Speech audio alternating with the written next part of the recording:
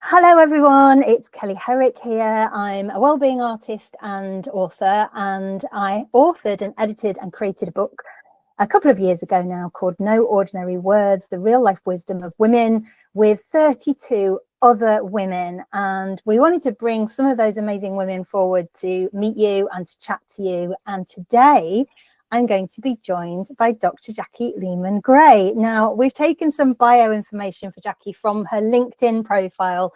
So don't worry if it sounds a bit overwhelming. She's an incredible woman. She's going to explain a little bit more to us as we go through our chat later as well. So Jacqui is a keynote speaker and coach, and she coaches in, these are big ones, get ready guys, neuroscience, existential philosophy, resilience, loss, CBT therapy. I mean, really kind of on the cutting edge there of coaching and therapies. She's known for her ability to synthesize research from neuroscience and philosophy into her work on innovative leadership programs. And she's worked with some really big companies on the FTSE 100 and then with SMEs as well. And as well as all of that kind of business side of Jacqui, she's also been chair of women's empowerment and climate change charity Tree Sisters for 3 years. And that's where we met to work on the book, because all of our funds from the book sales go to 2 women's charities, one of which is Tree Sisters and the other of which is She Has Hope. And Jacqui's founded several successful companies. I'm not going to go through it all. There's a lot there to dig into. She's worked at that big kind of strategic corporate level for many years, although it doesn't look like it. And her career spans law, D&I leadership, change consultancy, global sales. And she has a doctorate in executive anxiety and a master's in top team development. She's been a guest lecturer. She's been involved in conferences, leadership, coaching. What has Jacqui not done? I'm going to hand over now and say hello. Hello, Jacqui. Hi, Kelly. I don't know that there's much else to say, really. Wow. Quite overwhelming, really, when you put it like that.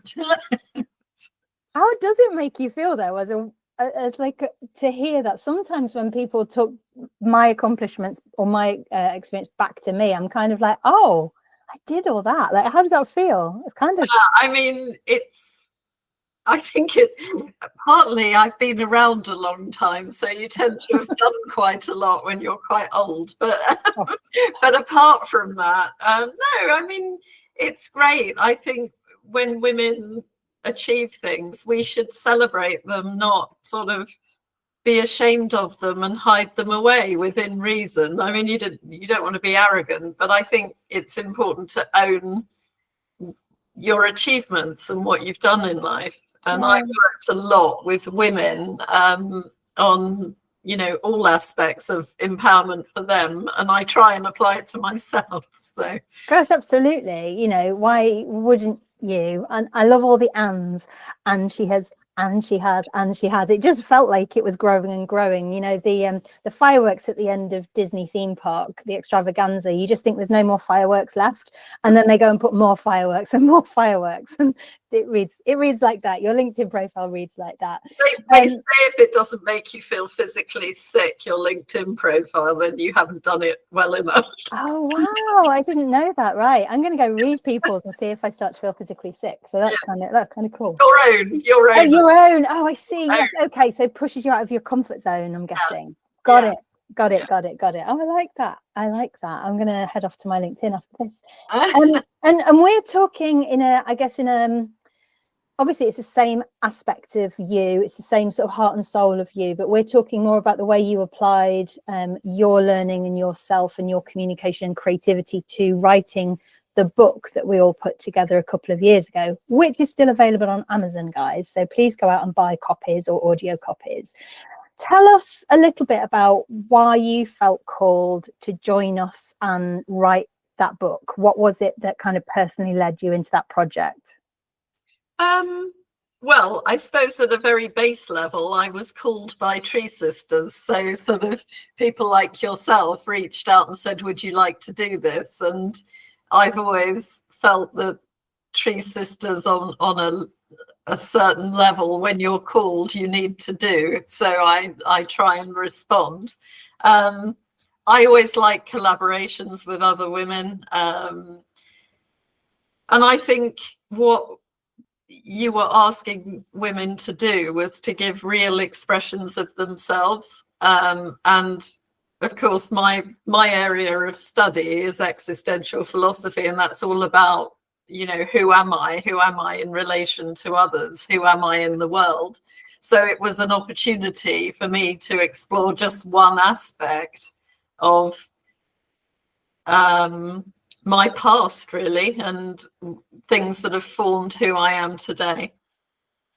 Yeah, and was there something in that that statement of who am I, or the question of who am I, sorry, that kind of gets more answered or comes more closely to being answered or explored when you create something real in the world, like writing the chapter of a book or whatever that thing is? You know, do you feel that by asking that question and giving yourself a creative outlet for it, that it kind of helps you explore that more or differently? Yeah, I can't remember now how I chose what I wrote about, because you know, as I was joking earlier, I have been around a long time, and I could have gone down a number of routes of sort of who am I and how did I get here, and it ended up being a chapter about violence, and violence towards me, but violence towards women as a whole, because a lot resonated with other women, I found. And it was quite cathartic to write all that, but also a bit shocking in that I'd never really thought of myself as a victim of violence. I knew things had happened to me, but when I actually wrote that chapter and read it back, it was like, oh my goodness, there's rather a lot of experiences of violence in my life, and they'd become kind of normalized. And I'm not someone for being a victim, so I was a bit shocked, really, I guess. And do you think then it felt like a testament, not a testimony in the legal sense, but more like, I guess, making it real, writing it out and allowing other people to read it? How did that feel? Well, there's a certain vulnerability to talking or writing about things like that, things that have happened to you. And I think a lot of women in the corporate arena are not people who share their inner frailties and vulnerabilities. So I am quite comfortable in that space, but I don't often do it. I tend to be working with other people's human frailties rather than my own. And I have delved a lot into my inner self, if you like, and I've grown from various things that I've done. But as I have got further into my career and I have got older, I've tended to externalize it quite a lot into working with others, talking about other things, and writing about actual things rather than writing about self. So it was quite different. And I did, when we were all sharing about our chapters as a group, there were quite a lot of other women who'd had some of the same experiences as I had. So it is sort of normalized in our society, particularly, I think, older women. We sort of put up with things that maybe younger women nowadays won't put up with. It was just how things were in the workplace or at the sports clubs. All the things I grew up with have changed, I think, quite a lot. But there's a lot of us who have had similar experiences. Yeah, it's quite shocking as well when those experiences bite you back in the ass and you realize it's still very real. I write on Substack as the Creative Witch, and I was in York a few weekends ago, and it was 6 p.m. in the evening. Normal, York's quite a upmarket city. I mean, it kind of goes crazy after 6 p.m, I'd say. And a drunk guy actually ran up to the lady who was being our tour guide. Yes, she did have a witch's hat on, but you know, she wasn't being rude or offensive or anything. Ran up to her, pushed her, grabbed this broom prop that she had, was really so hard with her that he fell out of his own shoes. That was how much effort and energy he was putting into it. And well, obviously we stepped in, and a chap stepped in who was on tour with us. And this guy just like drifted back off into the night to carry on enjoying himself. And I was like, how can that be normal and real? Like literally just get mugged on the street in front of hundreds of people and then just wander off and have a, you know, a kebab or another pint or something. It was absolutely crackers, really, really crazy. So I think, yeah, giving voice to that, and whether, I guess, you've experienced, the listeners or watchers of this have experienced any sort of violence themselves, just seeing women, I think, creatively express some of those more challenging times of their life, maybe inspires other people to exercise that muscle a little bit. Because like you said, being prepared to be vulnerable yourself, particularly in a creative project like writing a book, can be it can seize up over time. If you don't keep doing that, you can lose the ability to do that, I guess. So yeah, thank you for writing it. The chapter it was really powerful to read. It was very strong,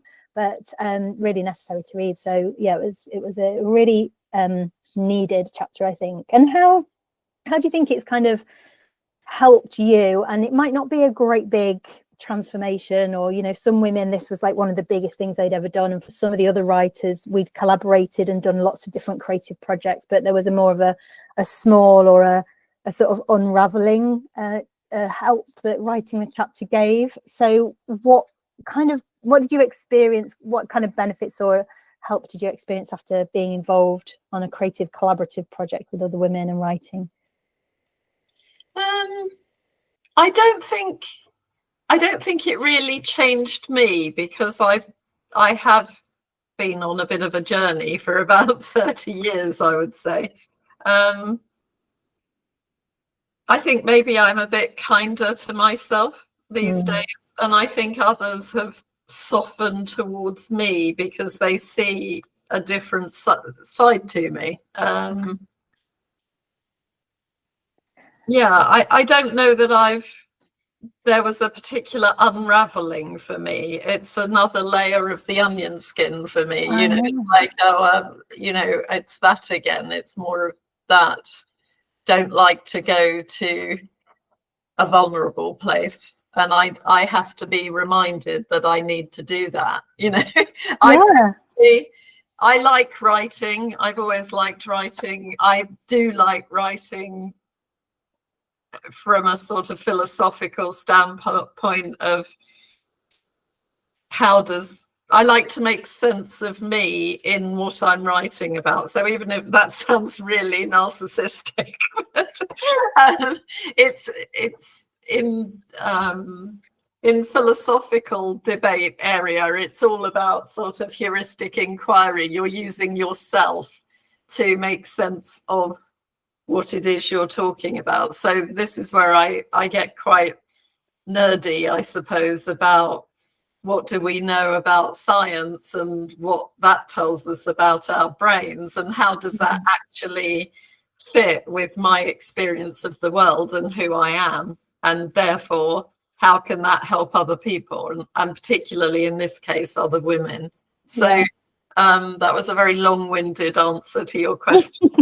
No, I enjoy it. I love hearing you speak. It reminds me of well, it makes me think that really all art, because obviously I paint as well as write, and if we're the filter, if we're the creators, then of course it's going to be our perspective on literally everything that comes out of our hands, our mouths, or however we create, because we can't objectively go through our own mental filter, emotional filter, and come out objectively. It's all, even if we think we're being objective, writing, you know, a science research paper, there's going to be a subjectivity and a personal experience. Unconscious bias is how we see the world through our own unconscious filters, and there's absolutely nothing we can do about that. That is what happens. Yeah, but I love the point that you made around kind of peeling back the onion, and it's part of a journey, and it's part of layers and layers that you've been kind of unfolding, or kind of building blocks you've been building, whichever way you want to see it. And that feels to me very much like how I see my creative practice, and how, you know, my friend Sarah would see her yoga practice. She's a yoga teacher.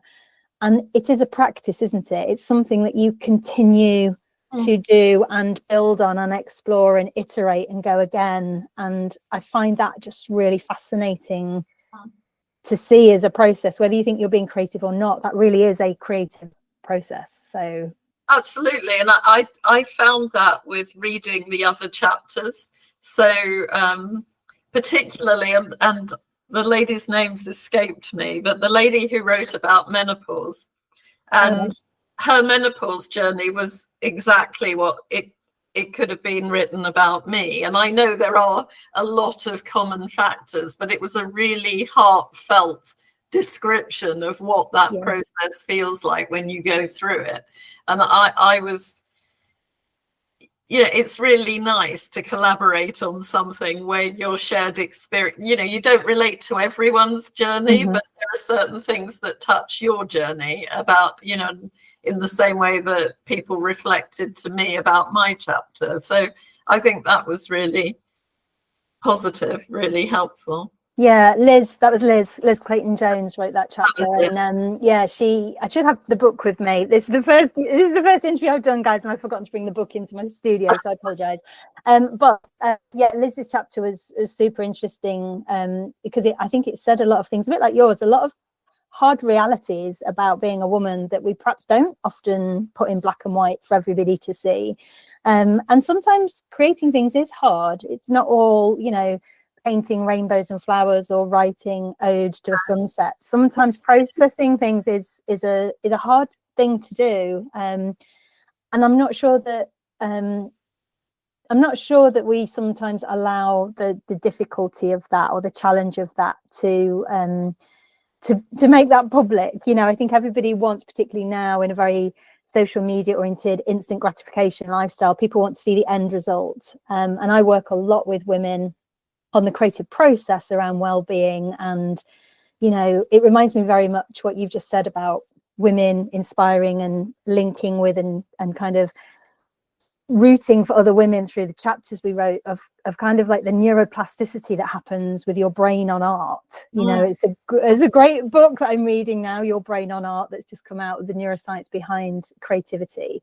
And you're right, when you collaborate with other people on a project, or you go and see other creative things or read things or kind of build up this world of inspiration, it absolutely does spark things in you. And you know, our brain waves change, and our neuroplasticity increases and changes the dynamics. So I find it fascinating that we've probably all had maybe an unknown physical experience from just writing the chapter of one book. And we probably don't even know what that is, but it's happened in our bodies at some point, right? Certainly the creative process is not the explosive aha moment that people think it is. You need a period of quiet before you get to the moment of insight. And it's those moments of insight occur in completely random moments. So in my case, it's often when I'm walking the dog. Other people, it's when they're out for a run, or they're in the shower, or I did quite a lot of work on innovation and creativity and the neuroscience around it. And our brains are wired in a way that you only get to the aha moment if you give it what it needs on the journey. You need a process that includes quiet reflection, things that are not that exciting, because brains aren't exciting things, really. I mean, they are on one level, but they are very predictable on others. You know, so yeah, and it's interesting. I speak to a lot of people about boredom, and boredom as part of the creative process. And actually, again, I think in this kind of modern, very rushing lifestyle, we seem to be terrified of being bored. I know my 2 teenage sons are like constantly saying, I'm bored. And you're like, just be bored, just chill out, play some music, pick up your guitar. And I do hear them do that after a while, but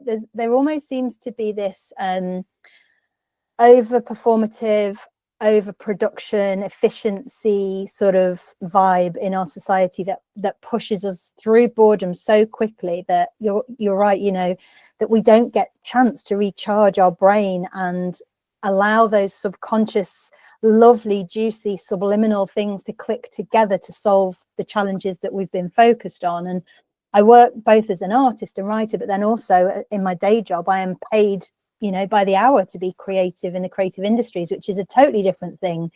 And of course, you would never put on your proposal or cost to a client, you know, 5 hours of boredom for X pounds.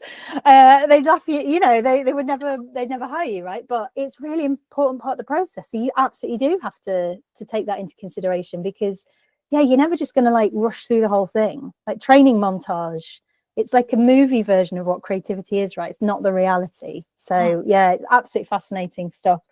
Do you think being part of this book or your other more creative projects that you've been involved in has a wider effect? I know it's always hard to know what the impact has been on other people or what the ripple is you might have set off in the world, but what do you think that wider effect has been? You talked a little while ago about it kind of helped other people understand you better to read your chapter.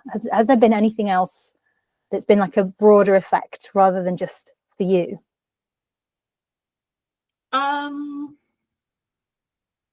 Not really, other than people saying that they had similar experience, and that I did have a couple of people that I work with and who I respect a lot say they thought it was very brave to talk about that in a public sort of way, and that it made them feel more able to be more open themselves. But that's all I can think of.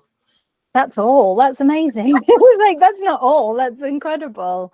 Yeah, I think modeling and being the person that you're sort of hoping and prompting other people to be is like the strongest way of showing up in the world, isn't it? There's no point saying follow my 5-step program to losing 2 stone and then going and eating chocolate cake every night for tea. It's like we've got to be the things that we are hoping to inspire in others, I guess. And what's your are you working on other creative projects, or you know, your creative voice, is that showing up sort of away from your more academic side? Is that coming out a bit more?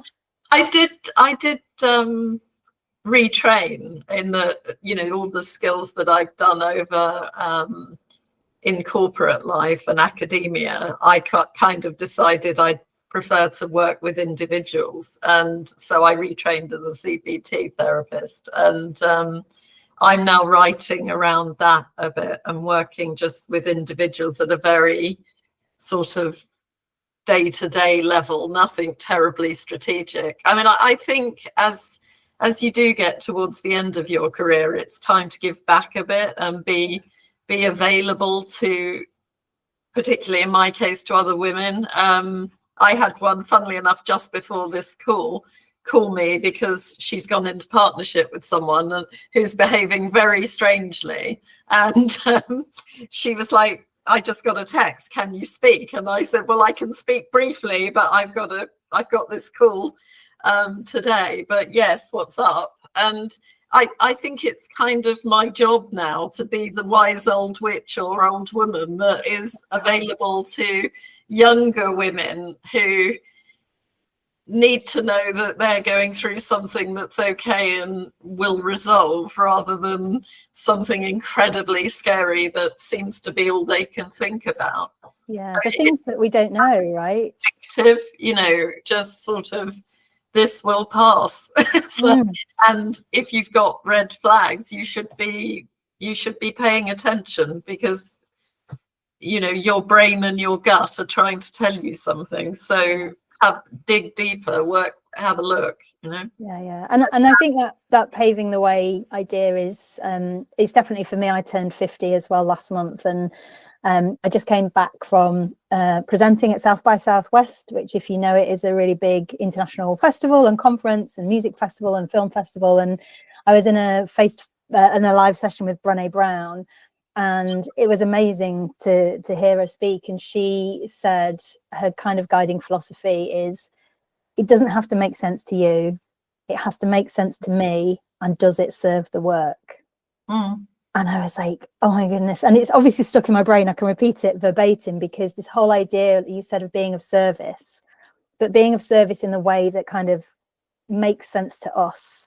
And if it's not for everybody, that's okay. You know, if it's for your individual clients with CBT, it's a different thing to what you were doing 10 years ago. It makes sense to you and it serves your work. And that's all there is, like, full stop, done. So yeah, very powerful stuff to hear. I love that. Yeah, Brené Brown. Wow, that was a moment. And let's 20 years ago. She's quite a unique woman. I met her about 20 years ago, and for a couple of hours, and yeah, she is quite unique.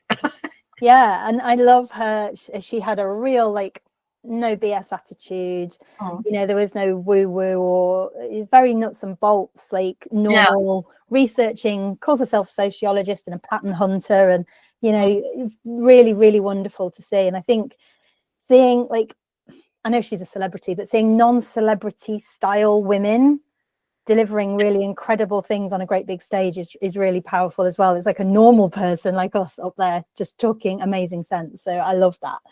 So if she's obviously inspired us, she's definitely inspired me. And I just wanted to ask a final question from you, like, what would you say to another woman at whatever stage she's at, who is thinking about a creative project, either collaborating or doing something on her own, to motivate, encourage, or kind of just help guide the way for her? What would your advice or thoughts be?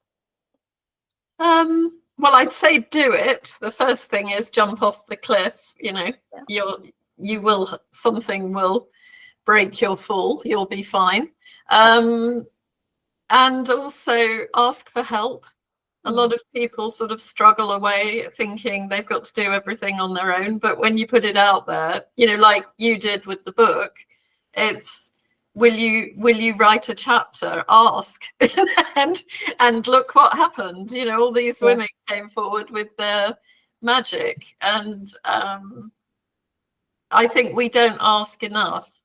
You know, there's lots of networks, and, you know, I've been involved in quite a few now, but they're often, you know, you've got to pay, there's a subscription, everything is commercialized, and it's like, that's not what this is about, really. This is about genuine connection between women wanting to be of service and to help each other, I think. And you help in all sorts of different ways. Yeah. Ask for help. Yeah, I agree. We're not doing that nearly enough as we can. You know, it's just uncomfortable maybe for some of us, or maybe we don't feel worth the help, or whatever those things are. So women love helping. They love helping each other. If you say to most women, I don't know how to do this, can you help me? Or who could I talk to if it's not you? I did that today. I wrote to a clinical psychologist in a university whose name had come up in something that I'm interested in. And I said, it's probably not you, but could you point me in the direction of who's on the faculty that I could speak to get more into this? And I don't know if I'll get a reply, but what do you lose? Nothing. Yeah. They can only say no, right? That's the worst that can happen. They don't tend to. They tend to say, oh, yeah, I know someone. Wonderful. And our book is No Ordinary Words, The Real Life Wisdom of Women. It is in my name, Kelly Herrick, because I edited it, and that's how Amazon works, but it was actually written by 32 of us. So you can find it as a paperback, as a Kindle edition, and as an audio book. So please go out and buy that and have a look and see what we might inspire in you. So Jacqui, thank you very much for sharing with us. It's been an absolute pleasure, and we'll see you again soon. Bye, everyone. Bye.